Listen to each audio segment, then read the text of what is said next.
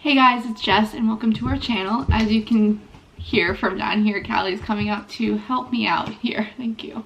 As you can see from the title of this video, it's all about my postpartum depression, postpartum anxiety, and then like I would say PTSD struggle and journey and all of that kind of stuff. I'll explain more about all of it in a little bit. Today I am like 7.5 months postpartum, almost 8 months postpartum.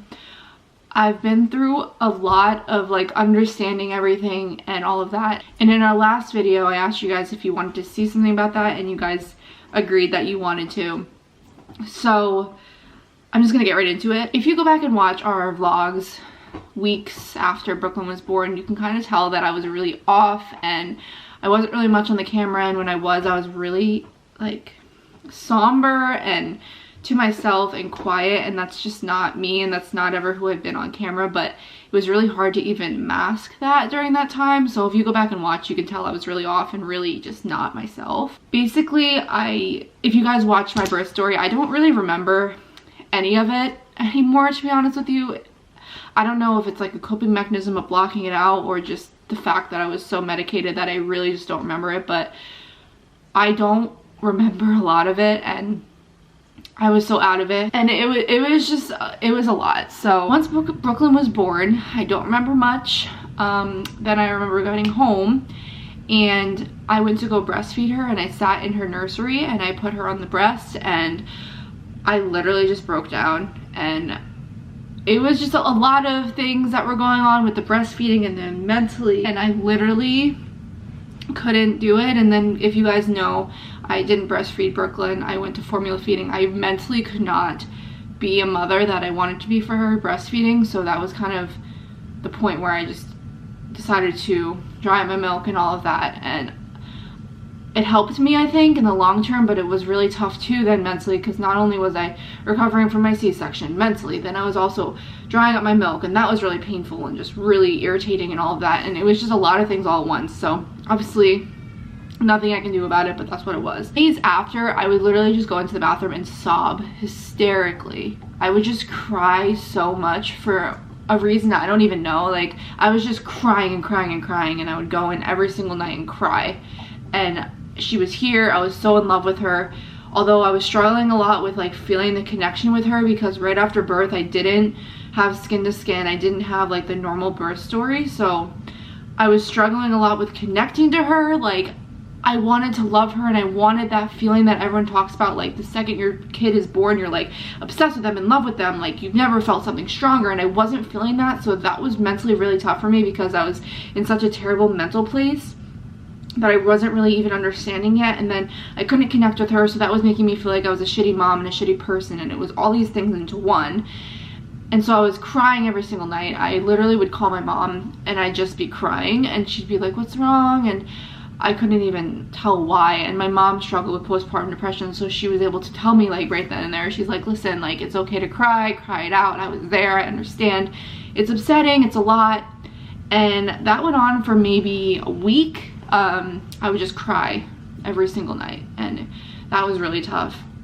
Going forward, weeks and weeks, I was still in this place of like mentally not happy, really irritable, really angry, really anxious. And then I guess in there was like that sense of PTSD, that the fact that like I had a panic attack in the operating room, my worst fear happened, like all that stuff. And my brain, I guess, blocked it out, because I really was not even able to remember. It was just like a daze. Like, I just don't remember any of it anymore. And I'm really glad I made that postpartum video right after Brooklyn was born, of kind of my story of birth, because I really don't remember key points of what I even said in that video when I went back and watched it. But I was very, very irritable, very angry, very unhappy, in combination with 2 months of having a colic baby. That was also part of it. Brooklyn was really colic. She cried all the time. She wasn't a happy baby at all for 2 months. So Mike and I weren't sleeping for 2 months. Everything was just really, really terrible. People talk about postpartum depression. People talk about postpartum anxiety. And to be honest with you, I figured that I might get it, because during my pregnancy, I had a really easy pregnancy. Was not really in that much pain.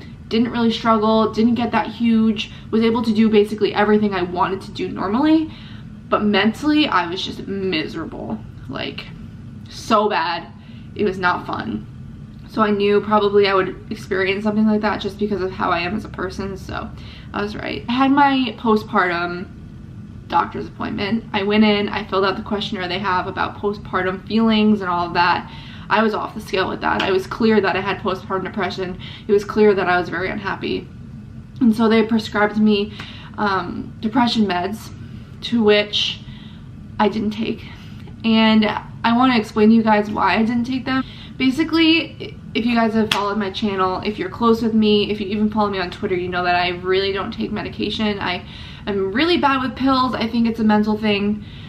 It is what it is, but I never have taken pills in my life. Even after my C-section, I had ibuprofen, there was another Oxy. I didn't take the Oxy, but I would squish them up and I would put them in ice cream or applesauce and I'd eat it that way. Anyway, I got prescribed my depression medications and I honestly didn't take it because I didn't want to feel even more numb than I was feeling. I had no sex drive. I was really just unhappy. I wasn't feeling anything. I was just like glazed over, like living day by day. I didn't want to feel nothing. And I know that my friends and people I talked to said it'll make you feel better, like it'll kind of take the edge off of that like depression and anxiety, but I really couldn't bring myself to take it because I didn't want to feel worse, and it scared me to feel nothing, because even though I was feeling so much like pain and like depression, I still felt something, and in a weird way I was not wanting to feel nothing at all. So I did not take my medication, which probably would have helped. If you take medication, it's probably a really good thing and it's helping you, but it just wasn't for me. So I did a lot of talking. I talked to anyone and everyone that I could talk to about how I was feeling. I'm very open with the fact that I struggled with postpartum depression and anxiety. I'll tweet about it any day of the week. I'll always tell people my struggles because that's just how I am. I'm very open and transparent about things that aren't butterflies and rainbows in life. So I was very transparent that I was struggling with this. I was able to talk to a lot of people about how I was feeling, and especially I was able to talk to Mike. He has been so supportive and understanding of everything I'm feeling, even though in most times without me even realizing it, I was taking my anger out on him in a way, because like I didn't have any like other outlet. The reason for making this video is just to like get my story out there, to tell you if you're struggling with anything like this that you are not alone. If you can't find someone to talk to about it, I am always willing to talk to you about it. My DMs are always open. I always respond. But I am not completely there yet. Still, almost 8 months postpartum, I'm still not my complete self. I still don't feel like myself. I still don't feel completely there. Everything isn't like back and working perfectly as it was pre-pregnancy, but I am a lot better than it was. I think you guys can tell in the way our videos are now that I am a lot better. And Mike and I are in a better place, and Brooklyn's sleeping through the night and she's in a schedule, and that's really helped a lot with my anxiety and depression and all of that stuff. But I guess I just wanted to say that it does get better. I know that's so cliche and you might not even want to hear it because I didn't either, but it's definitely gotten a lot better than it was. I still do struggle with it, but I am very open and transparent with how I'm feeling. I talk about it all the time.